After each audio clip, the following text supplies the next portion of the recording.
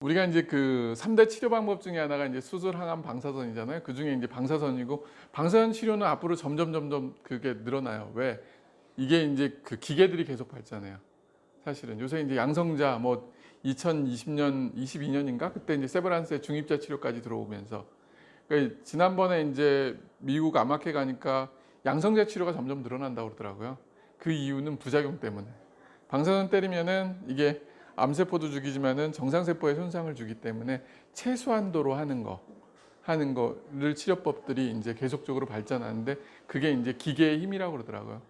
옛날의 기계에 비해서 지금 CT, MRI도 발전하고 방사선 치료 기계도 훨씬 더 발전하기 때문에 이 부작용도 옛날보다는 훨씬 더 줄 거라는 그 얘기를 하더라고요.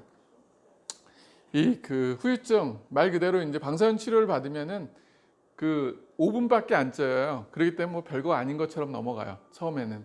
근데 이게 시간이 지나면 30회 정도 하잖아요. 그렇게 되면 이게 쌓여요, 부작용들이. 그러다 보면 이제 몸이 힘들어지고 식욕부진이 오고 그런 상태가 이제 오는 거죠. 근데 이제 항암제와는 다르게, 항암제는 한 번 딱 때려서 이제 식욕부진이나 이런 게 몸이 다 컨디션이 망가지고 그 다음에 이제 한 일주일 정도 지나면 몸이 회복이 돼요. 그러면서 이제 그 한 3주 정도 되면 또 괜찮아지니까 또 항암하러 가고. 근데 방사선은 처음에는 괜찮아요. 근데 시간이 지나면 지날수록 얘네가 그 방사선 독성이 쌓이니까 점점 힘들어지는 거예요. 나중 가면 이제 하기 싫어지는 이런 느낌들이 오는 게 방사선 치료라고 하더라고요. 그리고 이제 그 방사선 치료는 그 항암제는 머리가 빠지는 반면 방사선 치료는 머리를 쏘지 않는 한은 그 이 탈모가 머리가 빠지거나 그러지 않는다는 게 이제 차이점이고, 그래서 항암제는 전신 치료, 전신 부작용인 반면 방사선 치료는 부분 부작용이에요. 거기에 나타나는. 그래서 항상 방사선 모든 사람들이 그 얘기를 해요. 방사선 치료 받고 나서 몸이 안 좋아졌어. 전반적인 몸은 나빠질 수 있지만은 실제 거기에 부작용은 그 부위라는 거죠. 그래서 국한돼서 이제 생기고, 이 부작용은 사실은 바로 생기기도 하고 수일, 수주 정도 지나서 생기는 경우도 있어요. 이런 게 이제 보통 급성일 때, 급성하고 만성인데 사실은 급성보다는 만성들이 더 많이 생겨요, 방사선 부작용들은. 네. 됐다. 네. 첫 번째 제일 많이 오고 우리가 쉽게 느낄 수 있는 건 뭐냐면 피부예요. 상피세포라든지 점막 표면세포에 이 방사선의 잼으로 인해서 손상이 와요. 그래서 유방암 환자들 여기 오면 피부가 벗겨진다든지 꺼멓다든지 이렇게 되고, 또 두경부 환자들, 뭐 머리, 이마 환자들, 그러면 이 복부 환자들은 뭐 그럴까 괜찮을 거라 생각하지만은 장 쪽에도 점막이 있기 때문에 거기에 이제 손상들이 오는 거죠. 그리고 전립선암 환자들, 뭐 방광암 환자들은 거기를 또 방사선을 떼면 소변 보는데 되게 문제점을 유발시키고 그렇습니다. 그리고 두 번째로 많이 오는 건 뭐냐? 급성 건조. 만약 여기 두경부에다 이제 방사선을 떼면 침샘이 안 돼갖고 침이 잘 안 나온다든지, 눈 쪽이면은 눈물샘에 이제 잘 안 된다든지, 겨드랑이인 경우는 땀샘에서 이제 땀이 안 나오는 경우들, 이런 것들이 다 이렇게 되고요. 그다음에 이제 기관지를 때리면은 거기가 이제 마른 기침이 생기고 뭐 가래도 생길 수 있고 이런 변화들이 생겨요. 그리고 세 번째는 이제 부종. 뇌종양 환자 뇌에다 이제 그 방사선을 때리잖아요. 그럼 뇌부종이 생겨요. 그래서 이제 오심구토도 생길 수 있고, 그 다음에 이제 폐에다 쬐는 폐 기관지에 부종이 생길 수 있고, 그리고 팔다리 같은 경우는 상지 하지 다리에 부종이 올 수 있고, 그래서 각각의 이제 부종들이 생길 수 있고요. 그 다음에 이제 피로. 사실은 이거 5분 세인데 무슨 피로가 생길까 이런 생각을 하는데, 방사선을 때리면은 이 사이토카인이라는 그 염증 물질들이 분비가 돼요. 그 염증 물질에 의해서 결국은 염증 반응으로 피로가 이제 쌓이는 거죠, 독소들이. 그래서 젖산이나 이런 게 이제 근육들에 이제 쌓이는데, 방사선은 여기를 쌓이는데 우리 몸에 그걸로 인해 때림으로 인해서 이런 사이토카인 분비를 해서 전신에 이제 피로감들이 오는 겁니다. 이런 게 일반적으로 급성 부작용으로 나타나고요. 사실 급성 부작용은 그래도 괜찮아요. 제일 문제가 되는 거는 바로 만성 부작용이에요. 만성 부작용은 바로 이 섬유화변이 되는 과정 중에 나타나는 거거든요. 방사선을 딱 때렸어요. 때리고 나서면은 이 조직이 이제 저산소증으로 빠지게 됩니다. 그럼 이 저산소증이 빠지게 되면은 결국은 여기에 산소를 공급해 줘야 돼요, 방사선 받으면. 그럼 옆에 있는 산소가 공급된 조직을 끌어당겨요. 그래갖고 공급을 해줘. 그리고 그 다음에 이게 이제 섬유화 변화가 되는 과정이 6주예요. 그러면 얘네 이 저산소증이 빠진 애들이 산소를 공급해갖고 빨리 회복이 돼야 돼요. 근데 만약 이게 회복이 안 되면은 옆에 조직들이 끌어당겨서 섬유화 변화가 와서 옆에 조직까지 이게 딱딱하게 변한다는 거죠. 그게 시간이 지나서 회복되는 경우도 있지만은 너무 심하게 방사선 치료를 받아갖고 피부에 손상이 오는 경우는 나중 되면 그게 괴사가 돼요. 그래서 뚫리기도 하고 막 그런 경우들이 오죠. 대표적인 것 중에 하나가 뭐냐? 방사선성 폐렴. 이 유방암 환자들, 폐암 환자들, 뭐 이쪽 폐에다가 방사선을 때리면은 이 피부 그 폐 쪽에 이제 섬유화 변화가 와요. 딱딱해요. 그래서 그때는 몰라요. 근데 나중에 CT를 찍어 보니까 방사선성 폐렴이라고 이제 그런 얘기를 막 해요. 그럼 이 사람들은 증세는 뭐냐? 똑같이 감기를 걸렸는데 일반적인 사람들은 그냥 감기를 걸려도 잘 넘어가 옛날에는. 근데 이 방사선성 폐렴이 있는 사람들은 감기가 걸려도 폐렴으로 넘어갈 가능성도 많고 감기 걸리는 시간이 점점 늘어난다는 거죠. 그래서 이런 거에 대한 회복이 굉장히 중요하고 두 번째 이제 머리에 방사선을 때문에 여기가 뜨끈뜨끈하면서 머리에 이 모근이에 손상이 오기 때문에 당연히 또 뭐라고 말하냐면은 그 탈모라든지 그런 게 생기는 거죠. 그리고 그 다음으로 이제 세 번째가 이제 건조, 침샘, 눈물샘 이런 데다가 이제 건드리면은 이런 데 건조해져. 특히 이제 침샘이에요. 제일 사람들이 힘들어하는 게 여기를 방사선을 떼면 침샘이 손상이 와서 침이 안 나와요. 그럼 되게 힘들어요. 그래서 최근에는 뭐 인공침도 생겼잖아요. 인공 눈물처럼. 눈이 마른 사람 인공 눈물처럼 이 침샘 안 나오는 사람들은 평생 이제 인공침을 먹으면서 살아야 돼요. 그런 경우도. 그리고 제일 대표적인 이제 림프 부종. 다른 것들은 별로 사람들이 그냥 쉽게 넘어가는데 이 림프 부종은 쉽게 넘어가질 못해요. 왜? 눈에 보이니까. 사실은 팔이나든지 다리가 이게 이제 붓는 것들이 눈에 보이니까 이거는 사람들이 알고 이거에 대한 심각한 거는 나타난 다음에 알아요. 근데 이 사실은 이제 보통 이제 수술을 하고 방사선을 때리니까 림프 부종 그 확률이 2배 이상 늘어난다고 그래요. 옛날에는 거의 한 10명 중에 7명이 이제 림프 부종이 생겼어요. 요새는 근데 수술 범위가 좀 줄어들기 때문에 림프 부종은 옛날보다 많이 줄었지만 아직도 많다는 거. 그리고 이제 많은 분들이 그 얘기를 해요. 이 림프 부종이 오는 환자들이 대부분 여자 환자들이에요. 남자들은 거의 드물어요. 왜? 유방암이라든지 자궁경부암이나 이런 여성암들로 생기니까. 그러니까 보면은 멀쩡해. 근데 이제 사실은 이 팔이 부으면은 일 같은 걸 못 해요. 그럼 옆에 있는 사람이 남편이 도와주든지 가족들이 도와줘야 되는데 안 도와줘. 오히려 더 원수처럼 이제 느껴지는 그런 경우도 있는데 사실은 이런 거 있는 경우는 더 적극적으로 도와줘야 됩니다. 그리고 그 다음으로 이제 많이 나오는 게 이 신경병증이에요. 이 신경병증이 왜 문제가 되냐면은 통증이 계속 남아있는. 우리가 보통 정상일 때는 그런 뭐 이렇게 손을 걷다 대거나 이런 거는 그냥 넘어가는 통증이에요. 근데 이렇게 방사선을 때리고 수술을 받고 방사선을 때린 사람들은 칼로 벤 듯한 느낌을 받아요. 그게 신경이 많이 있는 부위에 이제 그런 그 손상이 오기 때문에 주로 신경총이거든요. 주로 이쪽 유방 쪽 아니면은 또 이쪽 배 쪽 여기가 신경총이 굵직굵직한 게 내려가요. 근데 거기는 뭐 방사선 때릴 때 이게 신경에 뭐 문제가 있을까 하는데 실질적으로 손상이 오는 경우들이 많아요. 그래서 그 사람들은 평생 가요. 그게. 그래서 비 오는 날 더 심하게 오고 뭐 이런 거. 이건 또 신경병증은 이게 눈으로 보이는 게 또 아니에요. 우리가 항암제 하면은 최근에는 이제 손발저림이라든지 이런 게 많이 알아서 알고 있지만은 이거에 대한 것들은 사실은 놓치는 경우들이 많아요. 근데 의외로 많다는 거. 이거 자체가. 왜? 신경의 손상들이 오기 때문에. 그리고 2차 암 발생률은 방사선은 뭐 1000명당 5명 정도 온대요. 사실은 항암으로 인한 그 2차 암 발생률이 더 높긴 해요. 근데 방사선도 이제 생길 수 있는데 특히 피부가 관리 안 되는 사람들, 그러니까 이 피부가 딱딱하게 변하고 섬유화 변화가 심해서 조직이 안 좋아지게 변하는 사람들은 나중 되면은 여기에 또 암세포가 자랄 수가 있다는 거죠. 대부분 방사선 그 암들은 2차 암들은 대부분 그 방사선을 보였던 부위에 생겨요. 그리고 그 양상은 대부분 육종 형식으로 나. 항암 치료에 잘 반응을 안 하는 그런 암들이 일반적입니다.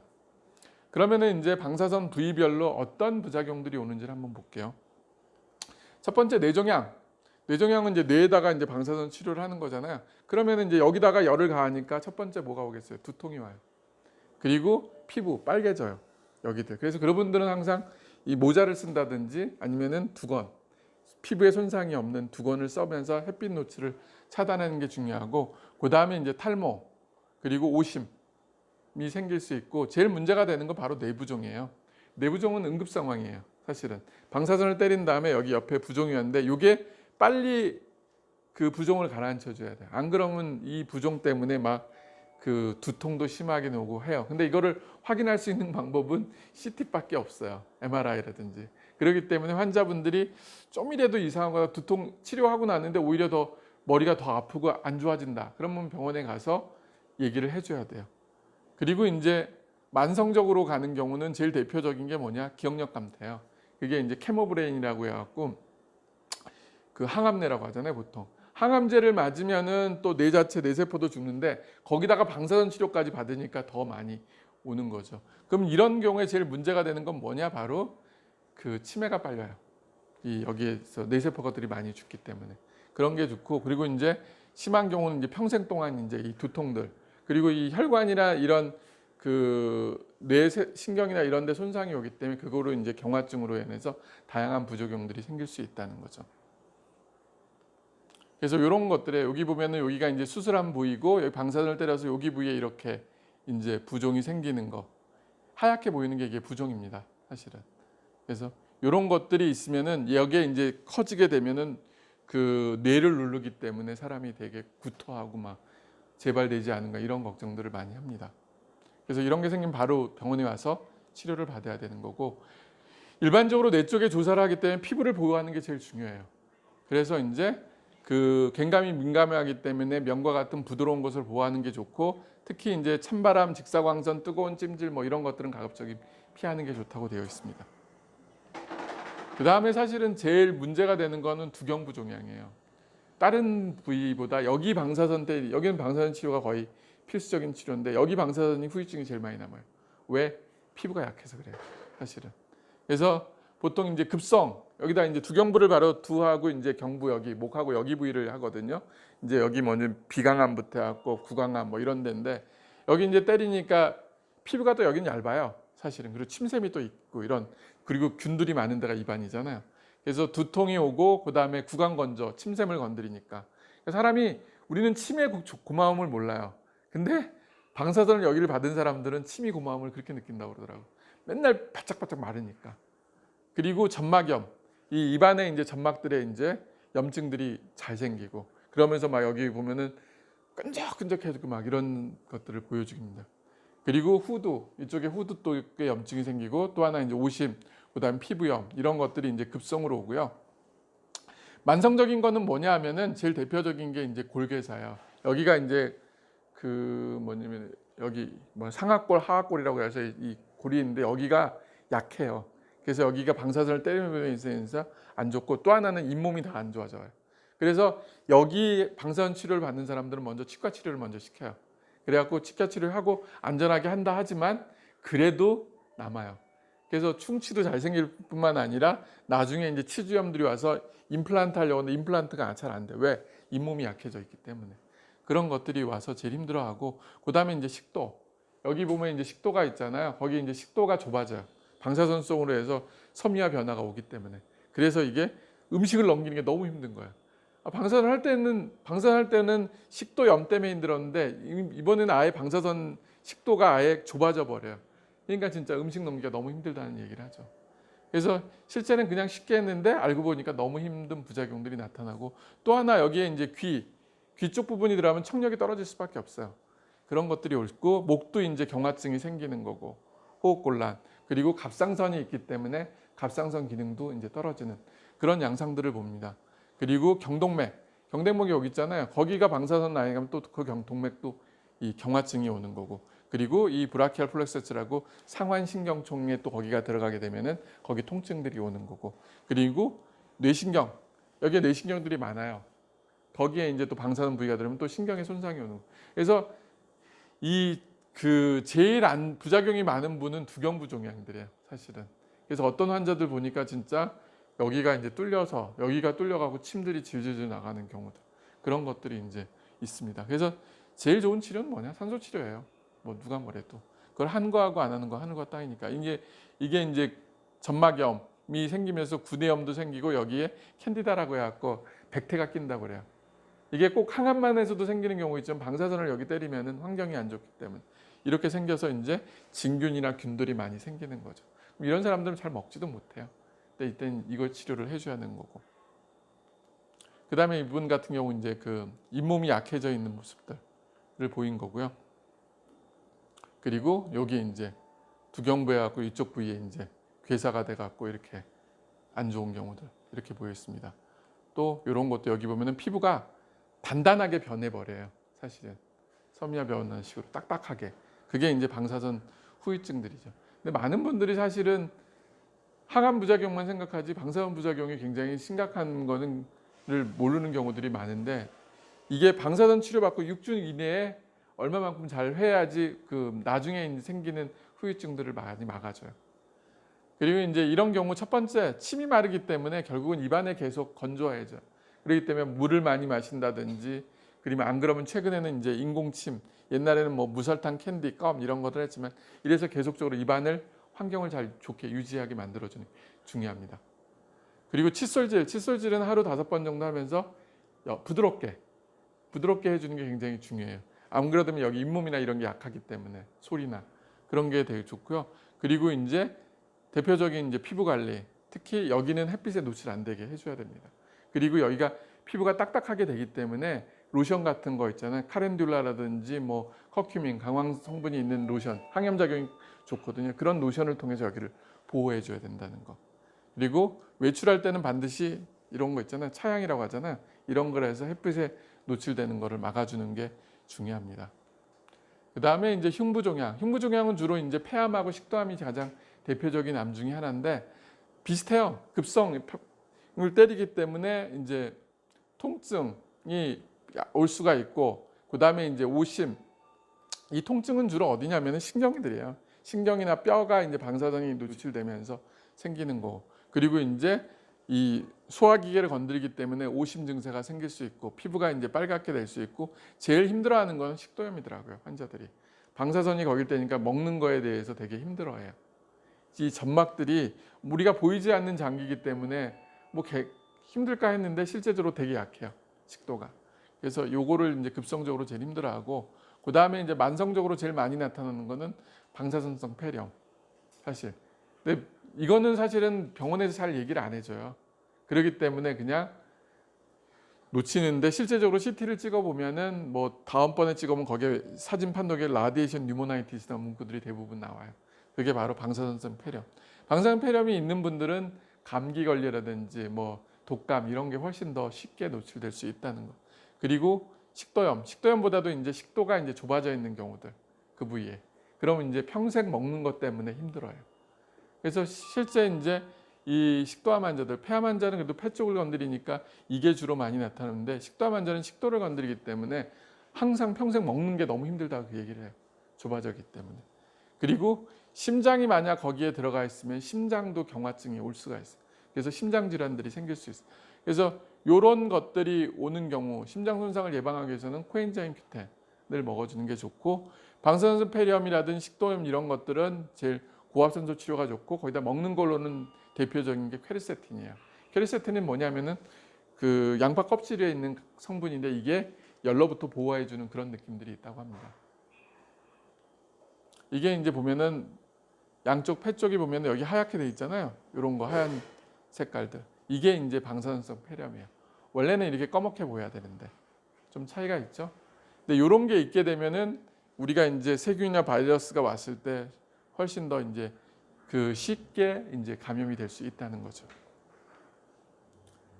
그리고 이제 이런 경우들 어떠냐면은 짜고 맵고 뜨거운 자극적인 음식은 피하는 게 좋아요. 왜? 식도염이 있기 때문에 이런 거 먹으면 더 힘들어질 수 있어요.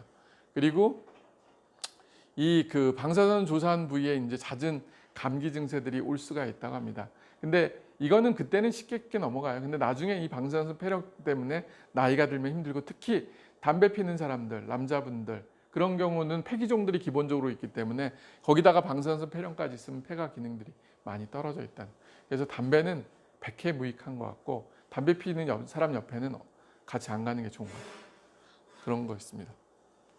그리고 이제 유방암 환자들은 사실은 그 직접적으로 눈에 제일 잘 띈 건 뭐냐면은 바로 이 피부염이에요. 감염.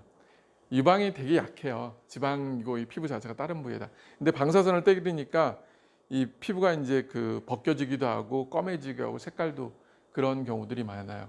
그런 경우들은 사실은 피부 치료를 먼저 해야 되는데 그냥 방사선과는 끝날 때까지 그냥 쭉 가는 것 같더라고요. 그 다음에 이제 그 적시에 필요하면 항생제 치료까지 해야 되는 거. 저희 환자 중에 어떤 분이 이제 여기 방사선 치료 받고 나서 염증이 생긴데 그냥 놓쳐갖고 우연히 왔다가 알고 이제 항생제하고 산소 치료하고 나서 좋아져서 가는 경우들이 있어요.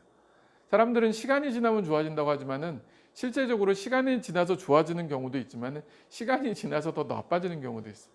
왜? 거기가 이미 괴사하고 염증 반응이 생기기 때문에 그렇습니다.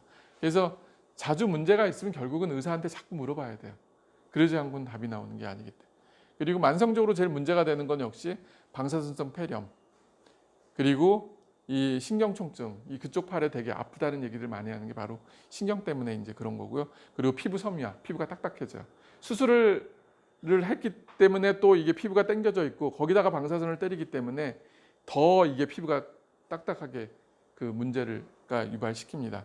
그리고 네 번째 림프 부종, 팔이 붓는 거. 사실은 수술 범위가 클수록 림프 부종은 많이 와요. 그리고 특히 겨드랑이 림프절이 많이 잘린 부분, 거기에 또 방사선을 또 많이 때리기 때문에 그렇고 심장 질환, 심장이 들어가면은 심부전이나 이런 것들이 생기기 때문에 그래서 유방암 환자의 항암제가 또 심장에 부담을 주는데 거기다 방사선 치료까지 하면 그 부담은 더 배로 간다는 거죠. 그래서 이런 경우들은 반드시 얘기했던 코엔자임 Q10, 림프 부종일 때는 엔테로닌 거 있고 이 운동이라든지 산소 치료를 빨리 받는 게 좋습니다. 이게 이제 그 섬유화 변화, 피부가 딱딱하게 변해지죠. 보면은 그리고 여기 중심들이 뭐 이런 게 딱지들이 생기고 보면은 이게 이제 염증들이 소견들이 이제 보이는 소견들이에요. 결국은 이제 제일 첫 번째는 뭐냐? 피부 관리예요. 다른 거는 잘 안 보이죠. 속에 있는 거니까. 근데 아프다는 사람은 계속 있죠.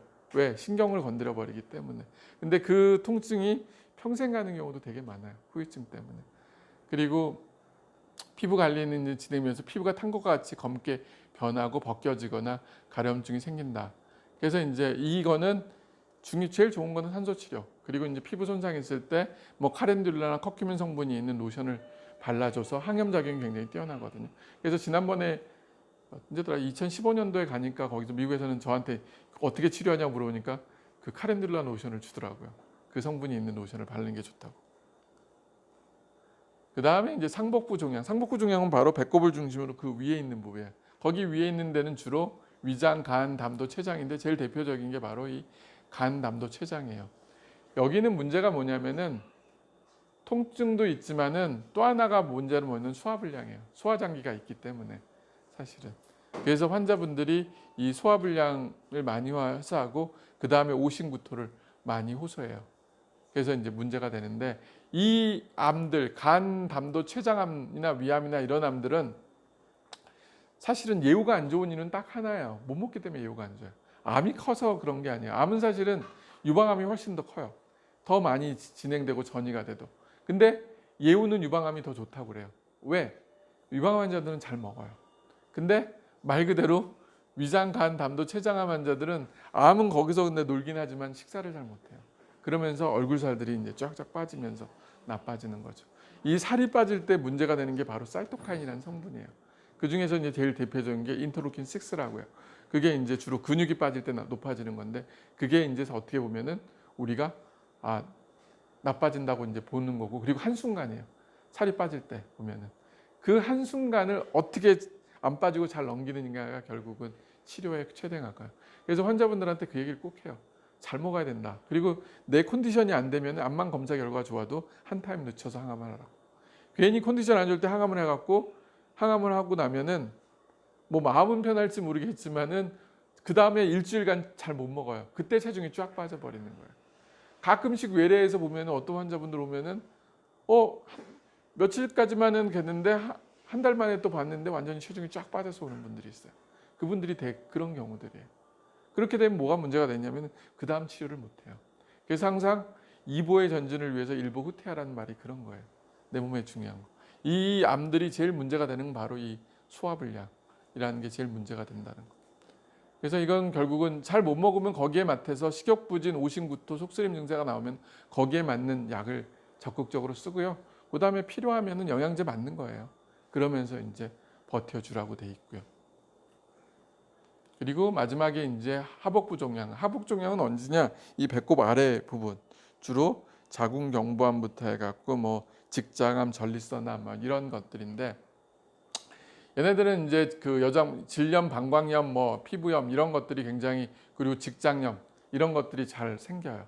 사실은 거기는 점막이 약하기 때문에 그리고 필요에 때문에 소화불량 주로 이제 설사를 많이 한다든지 뭐 그런 식으로 이제 오고요. 장염 오고 그리고 피부가 되게 약해 있어요. 특히 이제 제일 대표적인 게 주로 이제 자궁경부암 환자들인 것 같아요. 거기 이제 방사선 치료를 받는데 피부가 되게 약했잖아요. 자궁이나 이런 데 보면. 그래서 피부 괴사들이 이제 생기는 경우들이 있어요. 그러니까 전에 이제 제 환자들 중에 하나는 자궁경부암 환자 1기였는데 치료는 잘 됐어요. 근데 이제 암은 없는데 문제는 방사선 후유증 때문에 피부가 괴사가 돼 버린 거예요. 그러니까 이제 생활이 자체가 안 돼 버리는 거죠. 글로 계속 물이나 이런 것들. 그리고 남자분들 이제 전립선염이나 질염, 여자분들 방광염들이 이제 자주 온다는 거죠. 그래서 이런 것들이 이제 피부 괴사들이 이렇게 이제 뚫려서 나오는 것들. 근데 사실은 이게 되게 약한 부위들이에요. 그런 것들. 그래서 어떻게 보면은 결국은 그 순간이에요. 그때. 그래서 항암 치료도 그렇고 방사선 치료도 그렇고 그 중요한 타임이 있어요. 그 타임 때 적극적으로 해서 후유증을 없애야 돼요. 지금 암 치료 결과는 워낙 좋아요. 약들이 워낙 많기 때문에. 근데 후유증 때문에 결국은 치료 결과들이 안 좋고 실제 치료 받아야 되는데 못 받아보는 경우들이 너무 많다는 거죠. 그래서 그런 것들. 여기도 보면 직장 방광 자궁 이런 데 이제 문제가 돼서 하는데 제일 대표적인 게 이제 방광염도 자주 오고 질염도 자주 오고 직장염도 자주 와요.